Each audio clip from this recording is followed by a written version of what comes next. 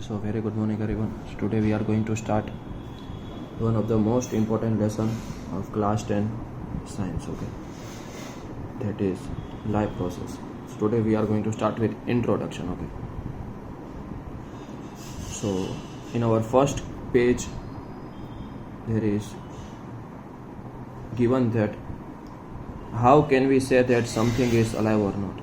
How can we say that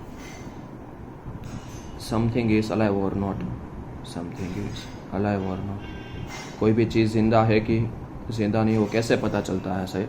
तो हमें वहाँ पे 3 अलग अलग एग्जांपल दिए है, ए डॉग इज रनिंग और a cat is running, okay? A dog is running,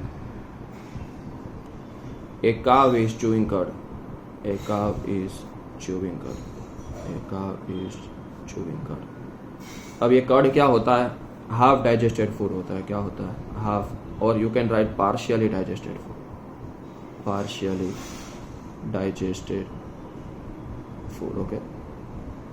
देखो होता क्या है एक्चुअली में कि काव है ना, वो ग्रास और वो सब चीज़ खाती है, काव एक हर्बीवोर, ओके? तो उसमें सेल्यूलोज ज़्यादा होता है। तो जो चीज़ में सेल्यूलोज होता है ना, it is tough to digest, it is tough to digest. तो उसको डाइजेस्ट करने में थोड़ा मेहनत लगता है, तो उसको पार्शली डाइजेस्ट करती है और पूरा दिन काव चबाती रहती है। तीसरा एग्जांपल हमें दिया है a man shouting, a man shouting.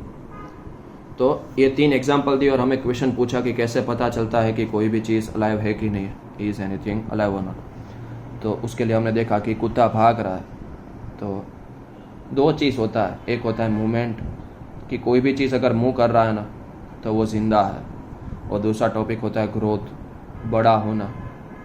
सही है, एनीथिंग दैट इज ग्रोइंग, बड़ा होता है, जैसे हम छोटे होते हैं और इंसान बड़ा होता है। ट्री सीड से प्लांट बनता है, ट्री सीड से प्लांट बनता है या सैपलिंग बनता है, ओके? यह प्रोसेस को क्या बोलते हैं? जर्मिनेशन कहते हैं। क्या कहते हैं? Germination, okay? तो इतना दिया हुआ है फर्स्ट पेज पे। और एक क्वेश्चन भी पूछा कि कभी कभी जो प्लांट ग्रो कर रहे होते हैं ना, plant grow very slowly, plant grow very slowly, okay? तो उसका ग्रोथ हमें दिखाई नहीं देता है, तो क्या हम उसको अलाइव नहीं गिनेंगे? नहीं। Our eyes are not capable of seeing that small growth, our eyes are not capable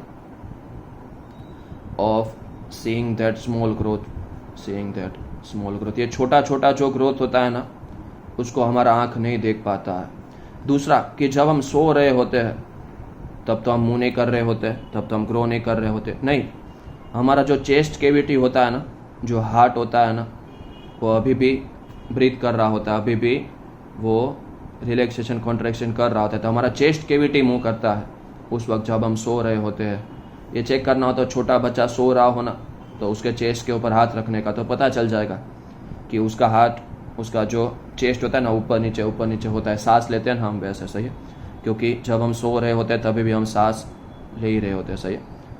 अब इसमें कंट्रोवर्शियल क्वेश्चन है, are virus considered, are virus considered to be alive or not, to be alive or not, okay? अब virus है ना, वो border पे, virus are at border. देखो, virus can not move on their own, can not move on their own, अपने आप वो नहीं मूव कर पाते। लेकिन जैसे ही वो किसी के बॉडी के अंदर घुस जाए, if they infect anyone, if they infect anyone, तो वो दूसरे के बॉडी में जाके उनका सेटअप लेके, दूसरे के बॉडी का सिस्टम लेके मूव करते हैं। If they infect anyone and enters their body, and enters, sorry, spelling mistake, okay, and enters their body,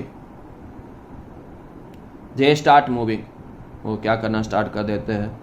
वो मूवमेंट करना स्टार्ट कर देते हैं। इसलिए जो बायोलॉजिस्ट होते हैं ना, बायोलॉजिस्ट कौन होते हैं? जो बायोलॉजी के रिलेटेड सारे टॉपिक पढ़ते हैं। सही है। तो आधे लोग ऐसे कहते हैं कि वायरस अलाइव है, और आधे लोग ऐसे कहते हैं कि वायरस अलाइव नहीं है। क्यों नहीं है? तो हमने उसका देखा कि जब वो बॉडी के बाहर रहते हैं ना, तब वो मूव नहीं कर सकते, लेकिन जैसे ही वो बॉडी के अंदर एंटर मार जाते हैं तो वो रिप्रोड्यूस भी होते हैं, वो रिप्रोड्यूस भी होते हैं। 1 से 2, 2 से 4, 4 से 6, 6 से 8 ऐसे रिप्रोड्यूस भी होते हैं। तो बॉडी के बाहर रहेंगे तो वायरस अलाइव नहीं होते, जैसे ही बॉडी में एंटर हो जाते हैं वायरस क्या स्टार्ट कर देते हैं, अलाइव स्टार्ट हो जाते हैं ऐसे, क्योंकि वो मूव भी करते हैं, वो ग्रो भी करते हैं, वो रिप्रोड्यूस भी करते हैं। Okay, so this is our first half page of lesson. Okay.